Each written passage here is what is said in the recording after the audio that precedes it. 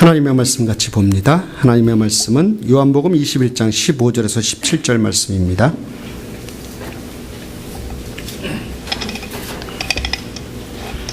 요한복음 21장 15절에서 17절 말씀, 우리 세 절밖에 안 되기 때문에 한 목소리로 같이 읽습니다. 시작. 그들이 조반 먹은 후에 예수께서 시몬 베드로에게 이르시되 요한의 아들 시몬아, 내가 이 사람들보다 나를 더 사랑하느냐 하시니 이르되 주님 그러하나이다. 내가 주님을 사랑하는 줄 주님께서 아시나이다. 이르시되 내 어린 양을 먹이라 하시고 또 두 번째 이르시되 요한의 아들 시몬아, 내가 나를 사랑하느냐 하시니 이르되 주님 그러하나이다. 내가 주님을 사랑하는 줄 주님께서 아시나이다. 이르시되 내 양을 치라 하시고 세 번째 이르시되 요한의 아들 시몬아, 내가 나를 사랑하느냐 하시니 주께서 세 번째 내가 나를 사랑하느냐 하심으로 베드로가 근심하여 이르되 주님 모든 것을 아시오매 내가 주님을 사랑하는 줄을 주님께서 아시나이다. 예수께서 이르시되 내 양을 먹이라. 아멘. 오늘은 요한복음 21장 15절에서 17절의 말씀을 가지고 꼭 하고 싶은 고백이라는 제목으로 하나님의 말씀을 나누도록 하겠습니다. 성경에는요, 여러 가지 그 성경에 많은 사건과 사고들과 또 여러 가지 이야기들이 있지만, 특별히 성경에는 우리 사람들을 향해서 하나님의 질문들이 여러 개가 등장을 합니다. 그 질문들은 하나하나를 놓고 봤었을 때 우리 사람들에게 너무나 중요한 질문들이었습니다. 대표적으로 몇 가지를 좀 뽑아보면, 성경에 나타난 하나님의 질문들의 몇 가지를 좀 같이 나눠보면, 창세기 3장 9절에 선악을 알게 하는 나무의 실과를 따먹고 부끄러워서 숨고 하나님의 눈길을 피해서 숨은 아담을 향해서 아담아 내가 어디 있느냐 라고 질문하십니다. 그리고 창세기 4장 9절에 보면 동생 아벨을 죽인 형 가인을 향해서 내 아우 아벨은 어디 있느냐 라고 질문하십니다. 출애굽기 4장 2절에 보면 미디안 광야에서 불타는 떨기나무 가운데 하나님을 바라보았던 그 모세를 향해서 내 손에 있는 것이 무엇이냐 라고 하나님께서 질문을 하십니다. 예레미야 1장 11절에 보면 눈물의 선지자 에레미야가 이스라엘 백성들을 향해서 사역하기 전에 그 예레미야를 처음 부르면서 하나님께서 그를 향해서 이렇게 질문합니다. 네가 무엇을 보느냐? 그리고 마태복음 16장 15절에 보면 이제 12 제자들을 향해서 너희는 나를 누구라 하느냐? 라고 이렇게 사람들에게, 인간들에게 하나님께서 중요한 인생에 있어서 중요한 질문들을 던지는 모습들을 볼 수가 있습니다.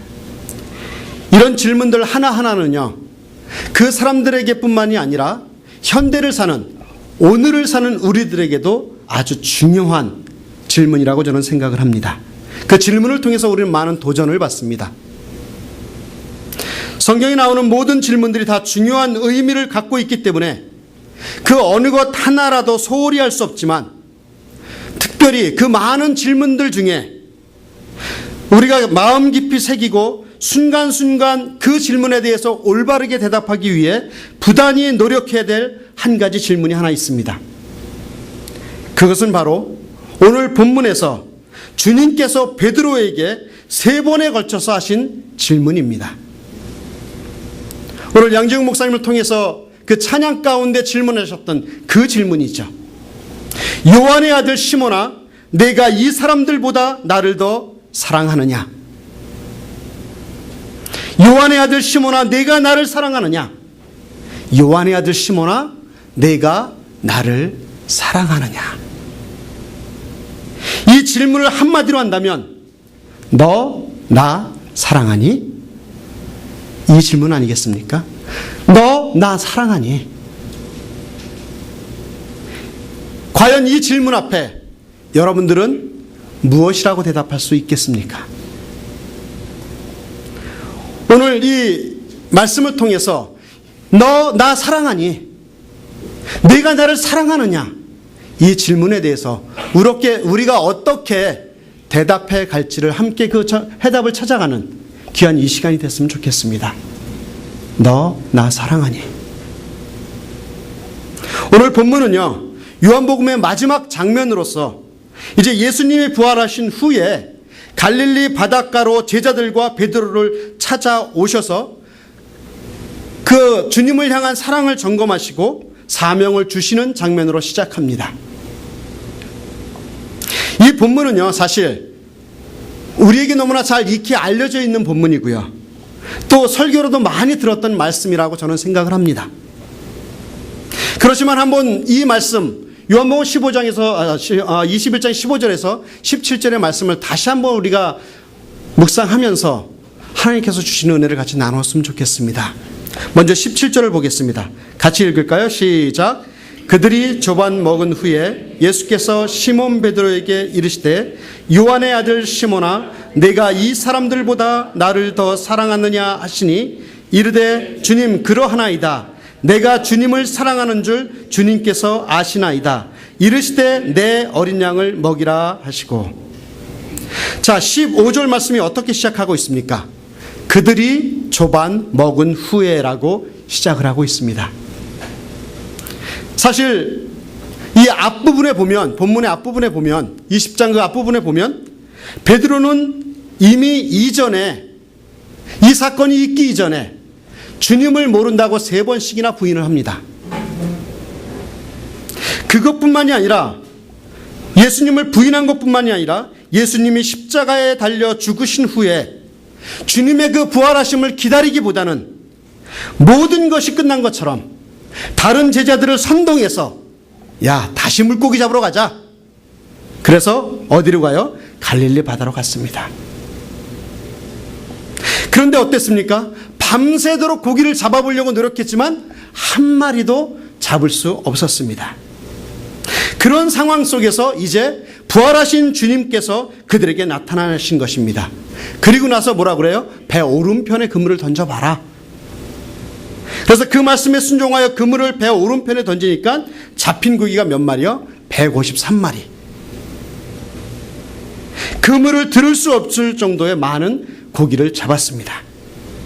그리고 나서 예수님께서 그 생선과 떡을 가져오라고 해서 그 생선과 떡을 가지고 아침상을 친히 차리시고 와서 먹으라고 이야기한 사건이 바로 이 본문의 앞에 나온 겁니다.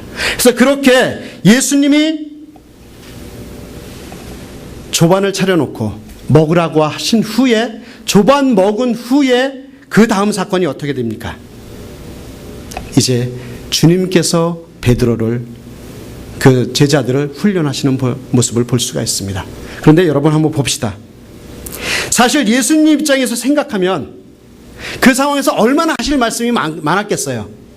그렇지 않습니까? 야, 너 말이야, 한 번도 아니고 두 번도 아니고 몇 번이요? 3번 왜 나를 모른다고 부인했냐? 그렇게 따질 수 있는 거 아니에요? 물어볼 수 있는 거 아닙니까? 그 상황에서 너 왜 다른 사람들에게 복음을 전하라고 했는데 기껏 도망쳐 와가지고 물고기나 잡고 있냐? 그렇다고 몇 마리나 잡아봤냐? 얼마나 책망할 것이 많이 있겠어요. 그러나 아마도 저 같으면 막 뭐라고 했을 거예요. 호통을 쳤을 것입니다. 나를 3번씩이나 모른다고 부인했냐? 또 내 말에도 순종하지 않고 너 혼자뿐만이 아니라 다른 제자들도 선동해서 이렇게 같이 갈 수 있느냐? 그러나 주님은요, 아무 말씀도 하시지 않고 제자들을 위해 친히 물고기를 굽고 떡을 구우셔서 밤새도록 고생한 춥고 배고픈 제자들을 먼저 먹이시는 것입니다. 그것이 주님의 사랑이에요. 이 모습을 옆에서 지켜보는 베드로와 그 제자들은 얼마나 무안하고 죄송했을까요? 야단을 맞아도 싼데, 질책을 받아도 싼데 주님께서 아무 말씀 안 하시고 생선을 구우시고 떡을 구우셔서 아침을 차려갖고 야 니들 밤새도록 고생했어 하고 이 밥을 먹이시는 그 주님의 모습을 보고 제자들이 얼마나 미안했을까요? 죄송했을까요? 야단마저도 싼데 오히려 떡과 물고기로 아침상을 차려주시다니, 이것이 주님의 사랑이라고 하는 것입니다. 사랑하는 여러분, 저는 그렇게 생각합니다. 사랑은 먹이는 겁니다.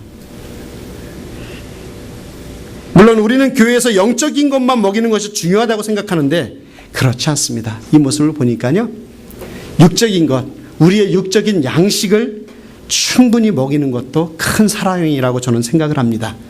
그런 면에서 저는 우리 교회가 얼마나 사랑이 많은 교회인지 모르겠습니다. 항상 매 때마다 풍성하게 먹는 참 성경적인 교회예요. 제가 봤을 때. 이럴 때 아멘 크게 하십시오.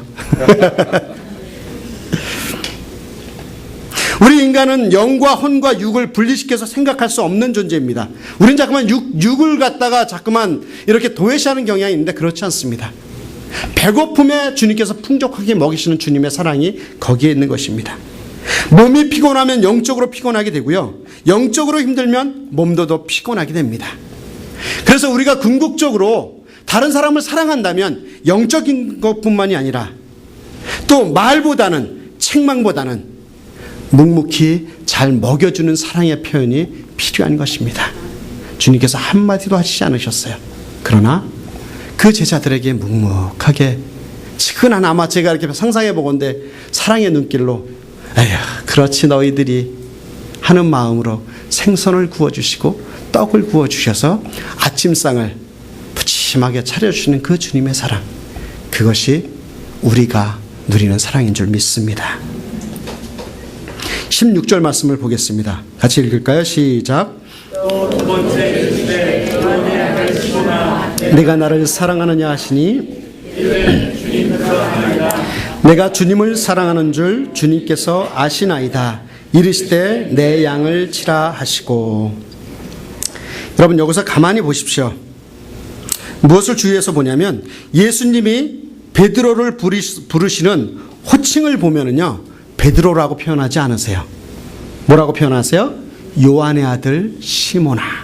3번씩이나 요한의 아들 시몬아라고 표현하십니다.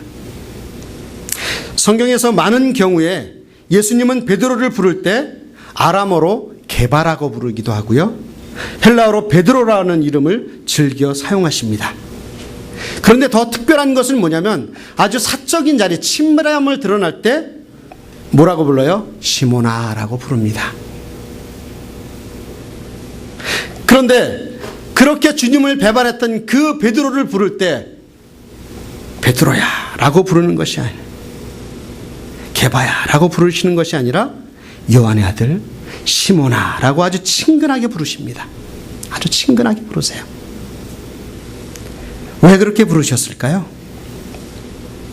어떻게 보면은요, 이 게바라고 하는 이름의 그 베드로의 이름은 그 상황에서 베드로에게는 굉장히 부담스러웠을 것입니다. 왜요? 게바라고 하는 뜻이 뭐예요? 반석이라고 하는 뜻입니다. 주는 그리스도이시여 살아계신 하나님의 아들이니이다라고 하는 이 고백을 했을 때 너를 반석, 게바라고 이름을 주셨어요. 반석의 특징이 뭐예요? 흔들리지 않는 것이죠. 이전에 예수님께서 사람들이 나를 누구냐라고 했을 때 주는 그리스도이시여 살아계신 하나님의 아들이니다라고 고백한 그 베드로에게 이름을 게바라고 붙여주셨습니다. 그런데 그는 든든한 반석의 삶을 살아갔습니까? 그렇지 않잖아요. 이름값을 하지 못하고 살았던 것입니다. 그런데 거기다 대고 게바야라고 부르면 얼마나 베드로가 뻘쭘하겠습니까? 나를 주님께서 흔들리지 않는 나의 신앙의 고백을 통해서 너를 반석이라고 붙여줬는데 반석이라고 하는 이름의 뜻을 가지고 내가 살지 못했구나. 그 상태에서 내가 반석아라고 부르면 베드로의 마음이 얼마나 미안했겠습니까? 정말 많이 흔들렸기 때문에 주님을 뵐 면목이 없었던 것입니다. 그래서 주님은 그 이름에 대해서 부담스러운 걸 아시고 다르게 부르신 것입니다. 주님께서 베드로를 향한 그 배려, 그 사랑, 이름조차도 그 세밀함 가운데 그 마음을 살피셨던 그 주님의 사랑, 그 사랑으로 주님께서 여전히 우리를 사랑하고 계신 줄 믿습니다. 그리고 나서 예수님이 뭐라고 하십니까? 내가 나를 사랑하느냐. 이 신약 성경을 기록한 헬라어는요, 여기 신학생들이 있지만 그 시제가 분명합니다. 때가 분명해요. 그 단어들마다. 그래서 이 단어가 과거인지 현재인지 미래인지 또는 과거 완료인지 현재 완료인지 미래 완료인지는 굉장히 명확하게 이 헬라어는 그 시제를 기록하고 있습니다. 그런데 여기에서 예수님이 물으시는 이 질문, 내가 지금 나를 사랑하느냐? 지금 나를 사랑하느냐? 만약에 이 질문이 예를 들어서 과거로부터 오는 과거에 그 있었던 일들을 질문하는 거라면 굉장히 베드로에게 어려움이 있었을 것입니다. 게바야, 요한의 아들 시몬아, 내가 과거부터 쭉 나를 사랑했느냐? 네가 이전부터, 어제부터, 그 이전부터 나를 사랑했느냐라고 질문했으면 베드로가 어땠겠습니까? 어때요? 과거가 예수님을 부인한 경험이 있고 주님의 명령을 지키지 않았던 그 경험을 물어본다면 아마 이 베드로에게 있어서는 이 질문이 굉장히 책망이고 또 꾸지람이 되었을 것입니다. 아마 그런 의미가 있겠죠. 그래? 나를 사랑한다는 놈이 나를 부인해? 같이 죽으러 가자라고까지 한 놈이 도망을 쳐? 네가 저주하는 건 내가 다 들었다 임마. 네가 옛날에 그래놓고서 나를 사랑한다고? 웃기지 마라 라고 그렇게 얘기할 수 있지 않을까요? 그런데 오늘 주님은 그렇게 베드로에게 묻지 않습니다. 이전에 했던 것 묻지 않습니다. 네가 이전에 나를 사랑했느냐? 그렇게 묻는 것이 아니라 현재로 내가 지금 나를 사랑하느냐? 이것이 주님의 관점이라고 하는 것입니다. 과거에 네가 나에게 어떻게 했는지 상관이 없다고 하는 것입니다. 지금까지 네가 나에게 잘못했던 것 아무것도 아니라고 하는 거예요. 중요한 것은 지금 현재 나를 사랑하느냐, 이것이 주님의 관심이라고 하는 것입니다. 사랑하는 여러분, 우리가 주님을 사랑할 때 이전에 내가 어떻게 살았고 이전에 주님 앞에 내가 못한 것, 잘못한 것, 이것이 주님 앞에 관심이 있는 것이 아닙니다. 지금 현재 내가 나를 사랑하느냐, 이것이 주님의 사랑이라고 하는 것입니다. 내가 지금 나를 사랑하느냐라고 하는 이 예수님의 질문에 베드로는 주저앉지 않고 이전 것 다 잊어버리고 이렇게 대답합니다. 주님, 그러하나이다. 내가 주님을 사랑하는 줄 주님께서 아시나이다. 한 번도 아니고 세 번에 걸쳐서 같은 질문에 분명하고 명확하게 고백하는 이 베드로의 모습을 볼 수가 있습니다. 여러분, 과거의 것 중요하지 않습니다. 이전에 내가 어떻게 살았는 것 중요하지 않습니다.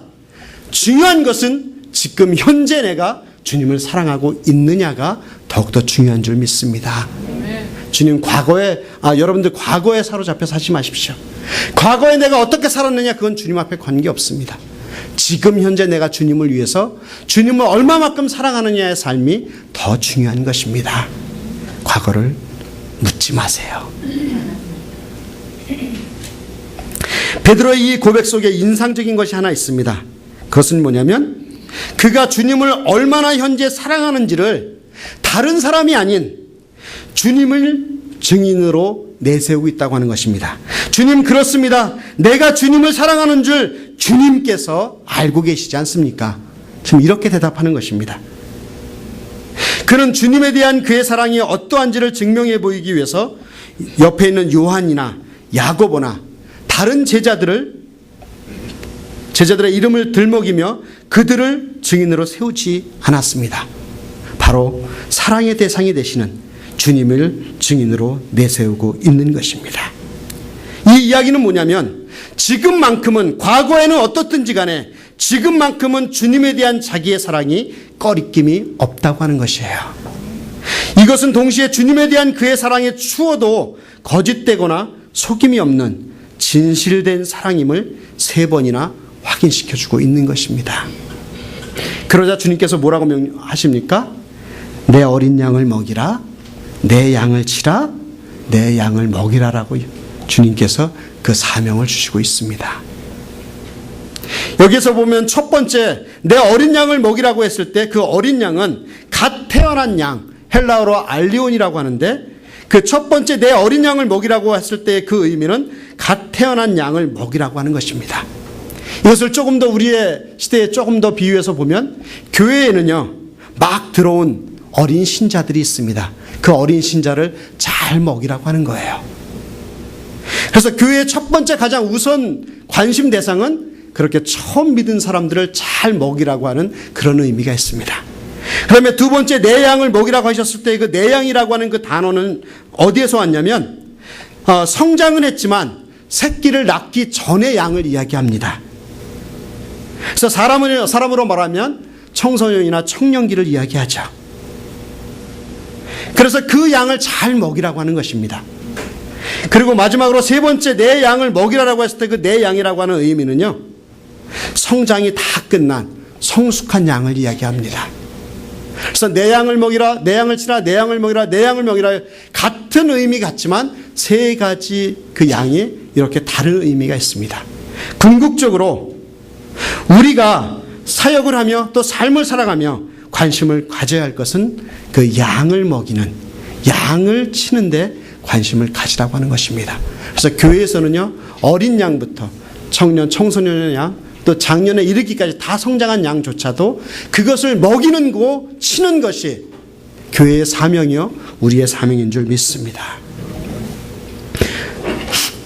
제가 이 말씀을 준비하면서 여전히 오늘 저의 귀를 떠나지 않는 하나님의 질문이 있습니다.